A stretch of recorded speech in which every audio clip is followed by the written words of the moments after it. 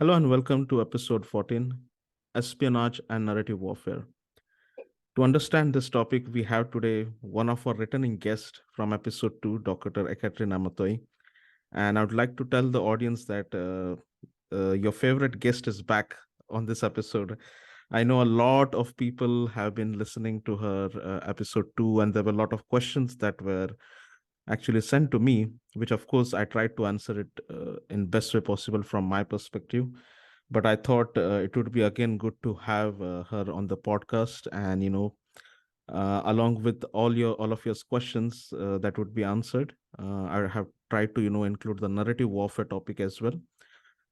So yeah, let's begin with the episode. Welcome, Ekaterina, back to the podcast.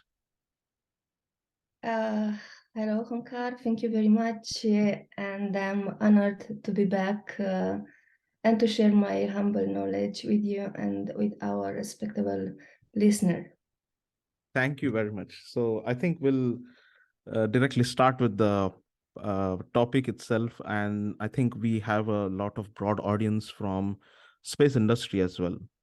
So just to before we take a deep dive into the topic, can you tell us what is espionage?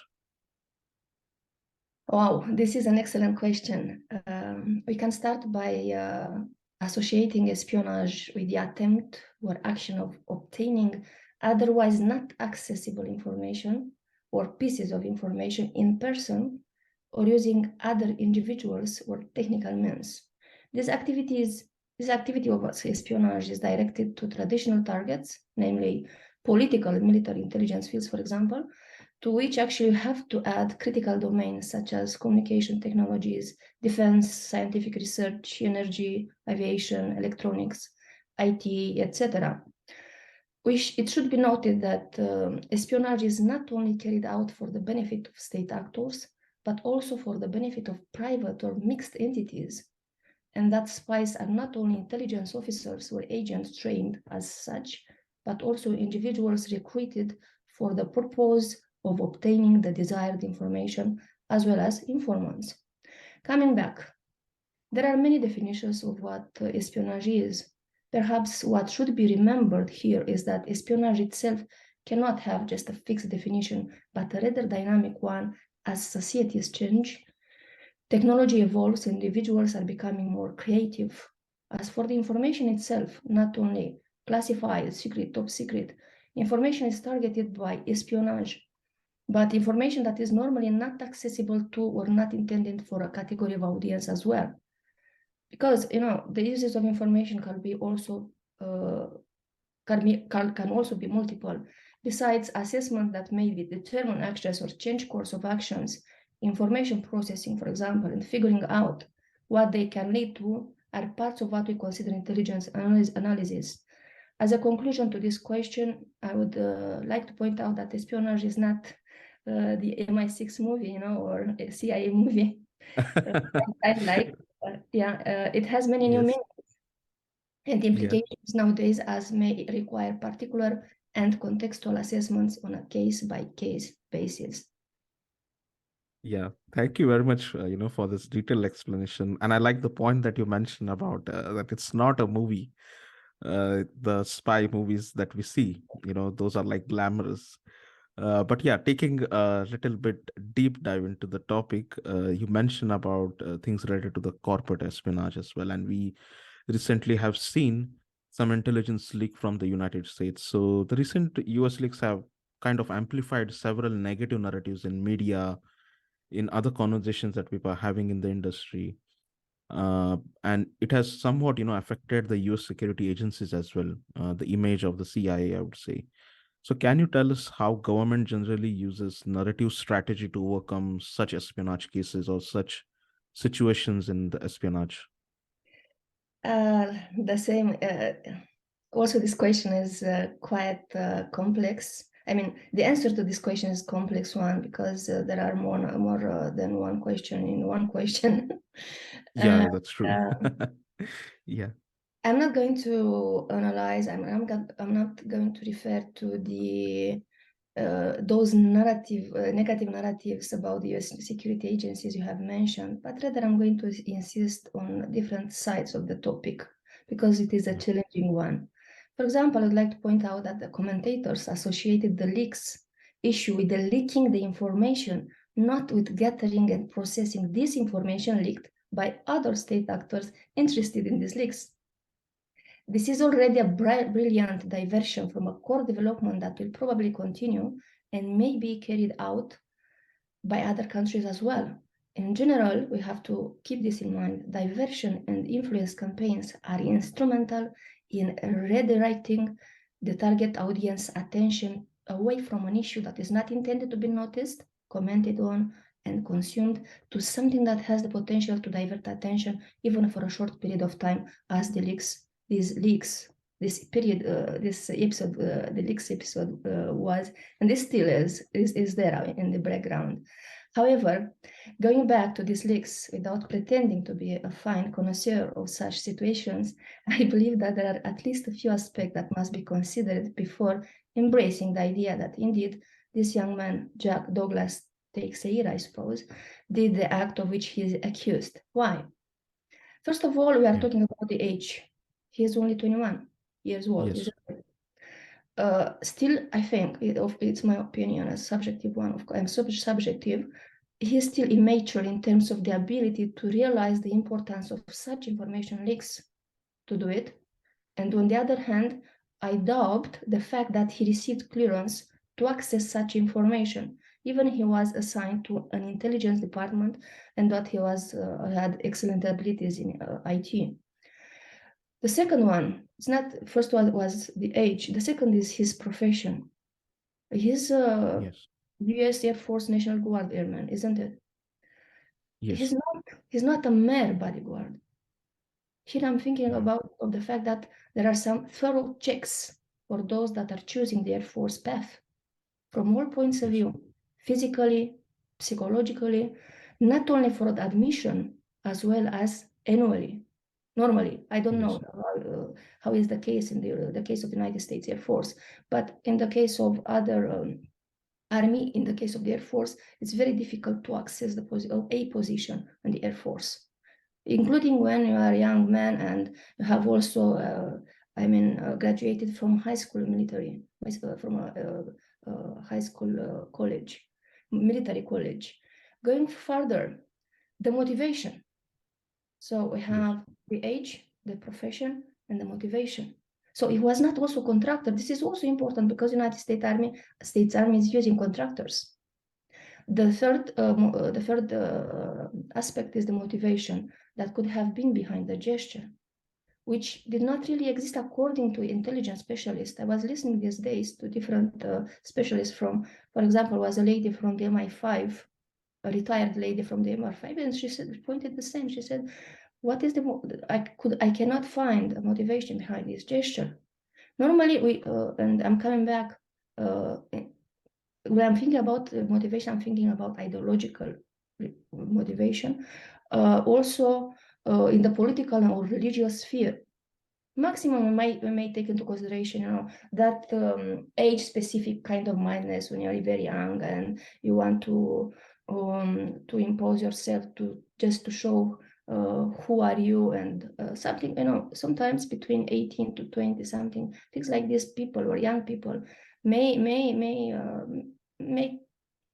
have tendency to do so. Still, but here I would return back to the annual checks that the institution must carry them out, and under its responsibility regarding reporting in case, and so if they notice something, some behavioral deficiencies, if they notice or they observe this kind of something that has changed in his behavior, they have to report.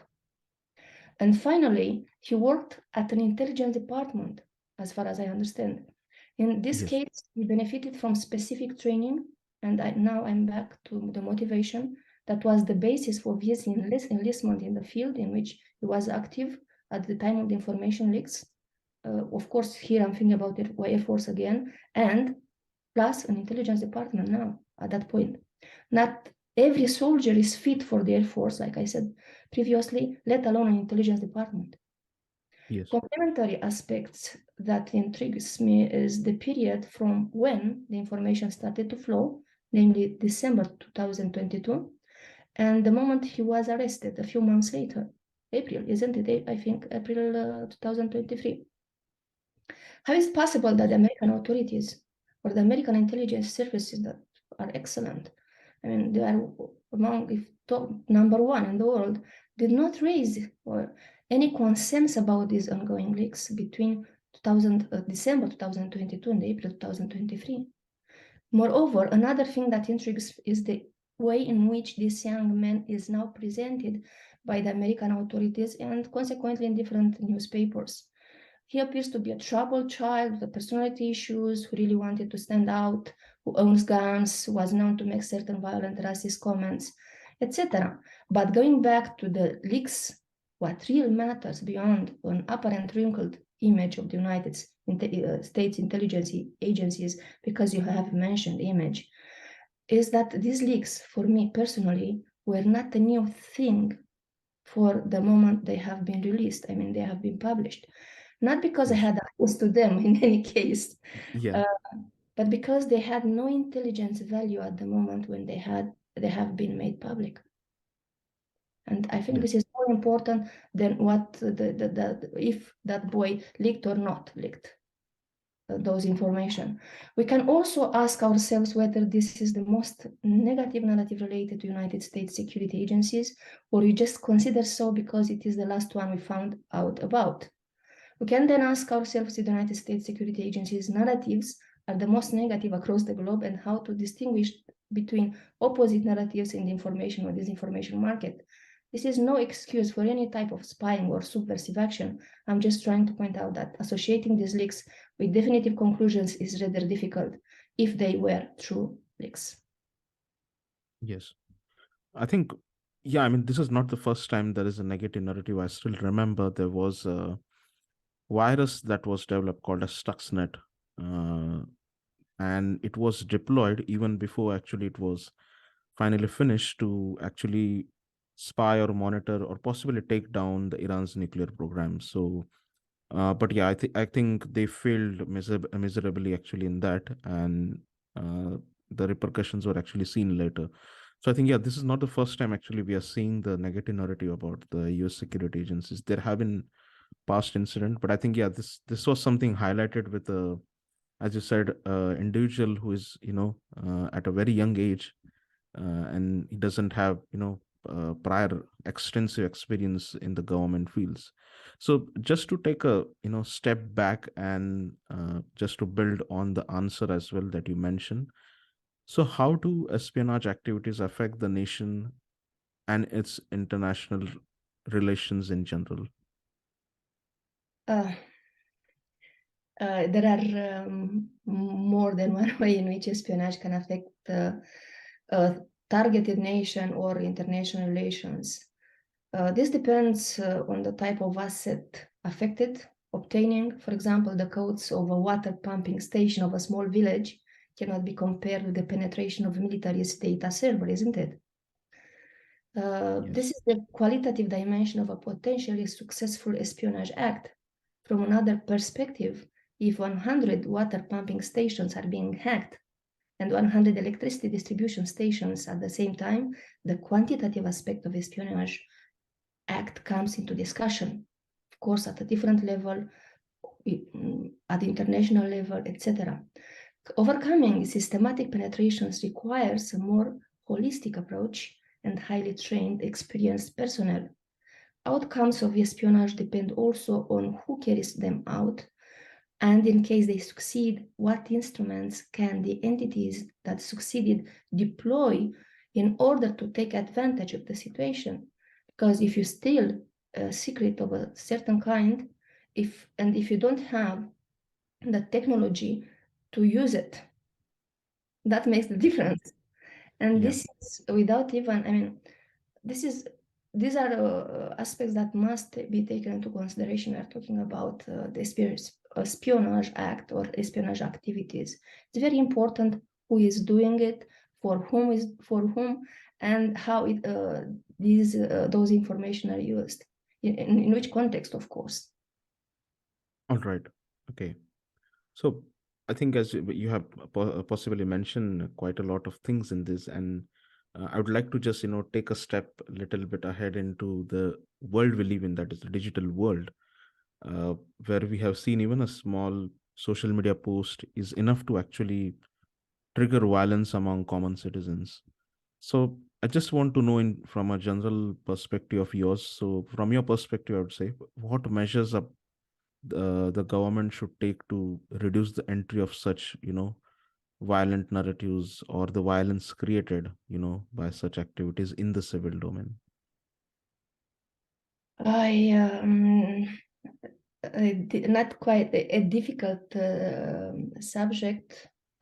Difficult because we cannot live anymore without social media, Yes. uh, and we have to accept it as it is, with bad and good things, Yeah. bad and good outcomes.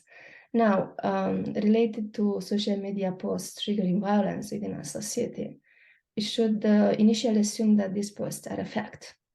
Reducing the entry of messages by the government in a democratic society may require new laws, surveillance, and robust reinforcing processes. Hence, a Yes. complex new set of tools to position this social protection policy in a correct light and avoid assessments like interventionism or poor freedom of expression. You have to imagine the state as an arbiter that does not act directly, Yes. because the state can ask social media network operators to enforce peaceful messaging, to reward exemplary conduct and educate the users. Yes. Allowing companies to operate such databases is an immense privilege, and they should rise to the level of this privilege and express their gratitude towards societies and governments by bringing a contribution towards all social values, not only peaceful posts. In fact, here we are talking about a different division of power between the state and the shareholders of such media entities. Considering the Yes. high degree of influence of social networks, I may even dare to argue that in many situations, social networks where they are not clearly regulated by the state are more influential than state officials per se, because their potential of forming the public opinion potential. And the state can also support policies, if you are coming back to the state, that reward social groups in service of peaceful posts in various ways. Finally, it must be assessed whether certain parts of societies are more sensible to moderate levels of incitement than others. In this case, social media posts are just a trigger for a group that may resort to violence anyway, due to a reason or another. In this case, focusing only on posts or social media may just switch the pre-existing tendencies towards other directions, but will not limit violence. But given what is happening in various parts of the world, I believe that only a transparent partnership between the state and these media entities can prevent social networks from becoming channels for the transmission of violent messages or means of black or gray propaganda, Omkar. Yes. I think you rightly mentioned about this, and the reason I asked this question because the follow-up question that I'm going to ask is highly related to the same one. So we see that at par, the narrative warfare is playing a lot of role in the social media and in the communication in general among the people. And we have seen this play out in the Russia-Ukraine war from both the sides, from the West side as well and from the Russian side as well. We have seen the narratives clashing, and people are falling for these narratives. So, from your perspective, how does the intelligence community in general look or use the narrative for their own benefit? It's an excellent question, Omkar. Keeping that the war in Ukraine, keeping about if you're thinking about what's happening in Sudan at this moment, yes, it's very important to look at the narrative warfare. Now, if I could speak on behalf of the intelligence community of one state or another involved in the Yeah. conflict, I would probably say that I was expecting this war of narratives between the parties to the conflict, and that I have nothing else to do but think about how I can manage to impose my own narrative at the expense of the other side. Yes. Because, right? If I could speak on behalf of the intelligence community on Yes. one state or another, this is because since ancient times, wars generate narratives, stories that are meant to be accepted and or assimilated by the target audience. What is changing over time are means used and the objectives of each narrative warfare. Returning to the conflict from southeastern Europe, actions, words, or images, in a nutshell, media products, have been used and thought of as an essential part of a narrative of self-identification, justification, and defiance, obviously with some slight differences between the two main opposing camps. After all, narratives are the manipulation and representation of connected events, and the facts, actions of the current crisis means that narratives are likely to be constructed, adjusted, and even turned down with each passing day. Let's not forget, however, that any narrative, whether during peacetime or wartime, has some sort of validity period or self-entropy, things that are well known to those behind campaigns promoting various narratives and implicitly various interests. The most important thing is that the goal of each campaign is achieved. For example, the target audience must empathize, advocate a cause, disbelieve one thing or another, either demonize or venerate a person, and not least of all, to believe that this is a personal decision and not an imposed one. Because in the end, this is the scope of the narrative, even during the war. Yes. I think really appreciate your insights, on this question. And as you mentioned, like, narratives have like different applications, and it's not only, I think, from where I see it, it's not only used for the intelligence or any other military related strategy, but it also has a application to change the national or international course of certain nation. So to little bit take a step back, and I would like to know, like, if narrative is used as a strategic tool, and especially if it is used by in the African and the Middle Eastern countries, will it change the course of the nation? Because we have seen, for an example, the way Saudi Arabia has actually changed its course, its international position. Like, it has gone from being a fairly moderately conservative country to a country which is now accepting the modern change. So what are your thoughts on this? So, first of all, you mentioned the narrative is if narrative is used as a strategic tool by the African and Middle Eastern countries. Now, Omkar, I don't think African or Middle Eastern countries need a strategic narrative to position themselves towards the West or the East, as history is the best narrative for African or West Asian people. Yes, yes. Yeah. Unfortunately, for some great powers, history cannot be rewritten. However, hard some may wish to do so. Moreover, Yes.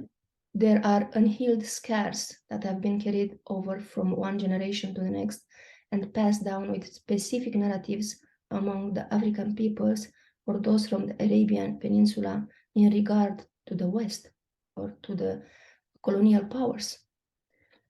If you consider the narrative to be a soft power tool, then yes, this has the potential to change history, but there are limitations and limits.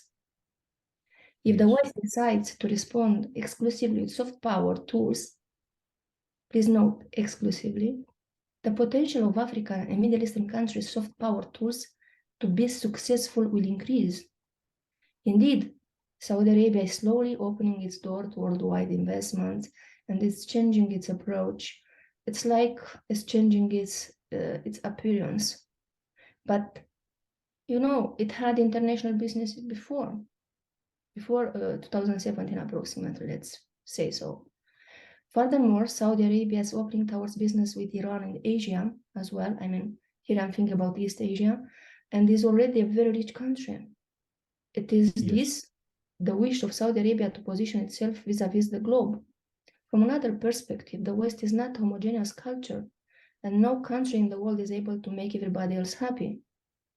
Saudi Arabia will probably become more attractive for some Western countries and not that attractive for others. Probably the most important for Saudi Arabia will be to achieve the level of cooperation they desire, the speed of economic growth that suits them the best, and long-term economic stability as any country is looking for. It's a state actor, and as a state actor, always they are thinking this way, normally. And to conclude my answer for this question, as I already said, the history between Africa and Middle Eastern countries, African and Middle Eastern countries and the West, some eras have been already written, unfortunately for the collective West. It is up now to all parties to write new chapters, this time from equal to equal, at least this time. History cannot be taken back, indeed, but may help on how to think about the future. Yes.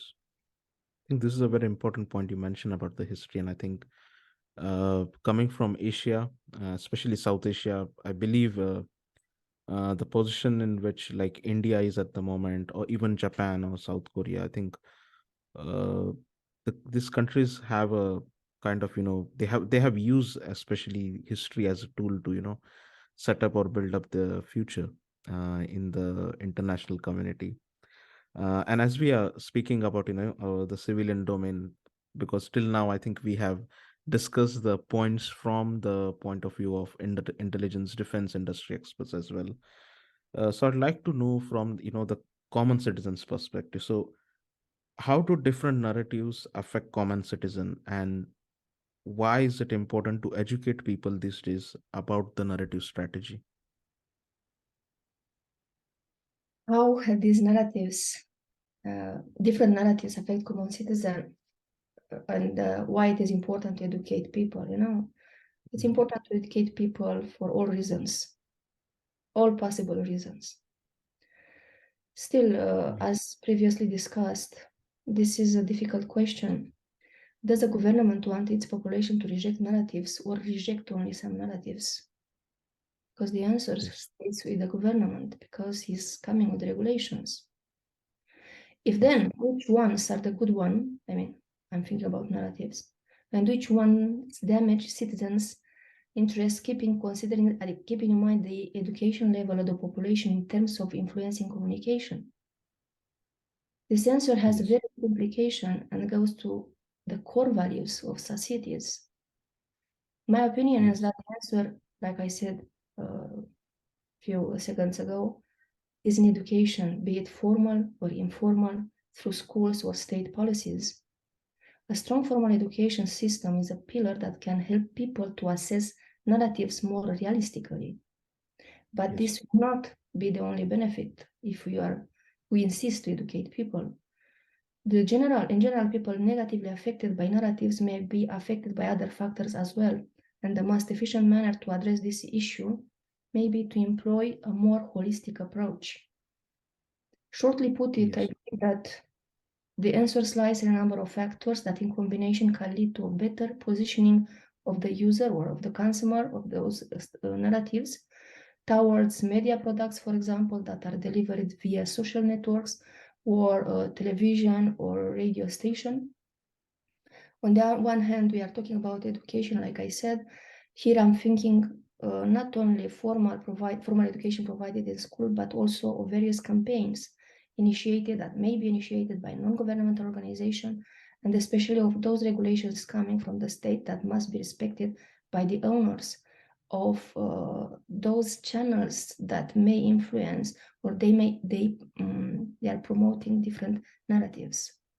Once again, I'm thinking about the media. Yes. I think, as you mentioned, the media narrative is very important. And I think, I personally think that people should actually, look at different narratives and then form a constructive opinion rather than, just falling for one narrative and, If I may, Omkar. Yes, yes, yeah. Proceed, idea. Yeah. Excuse me. If I may, you said that people have to compare the narratives. There are, including democratic societies, when people where people have no possibility to compare the narratives. You see, that's a big issue of our times. Yes. If our governments are we're talking about censorship. If Yes. some outlets of some states are censored by the Yes. states, how can you compare? How is possible to compare the narratives? Yes. Yeah, that is true as well. I think things boil down to the government policies also as well then. Yeah. Yeah, this is Uh, very important. Please, Omar. yes. Yes, yes, definitely. I think we are almost reaching the end of the episode. So I think lastly, I would like to ask you, in general, because our audience, you have been one of the favorite speakers of our audience, because your episode received almost more than 500 downloads. And so, this is for the audience. The question is for the audience, for their benefit, I would say. So, what message would you like to give our audience about the consumption of narratives and opinions coming out of, uh, kind of, I would say, as we said, like comparing narratives and then forming your own opinion. So, in such a way, what recommendation would you give to them when they are looking at media or possibly any espionage news or any defense industry news? So, what message would you like to give our audience? Thank you for this opportunity. I do really believe that not all narratives are harmful or designed to harm the targeted audience. Some are designed to mobilize people for a good cause, designed to support the common good. As such, I certainly cannot encourage listeners to disregard entirely the narratives that are promoted in the public space. Still, I would draw attention also that out there, even at the moment we are having this discussion, a PR team may release a narrative meant to promote and implement an agenda which is meant to damage our societies on short, medium, or long term. But I Yes. myself do believe that humanity is kind in its essence. As such, I would certainly encourage those who are interested to promote, to engage with, or support certain narratives to do so if they are easily verifiable, transparent, and have a clear objective designed to do good for society. In the end, we have to understand that our decisions are bearing responsibilities. As such, you are responsible for making our tomorrow's society. Okay.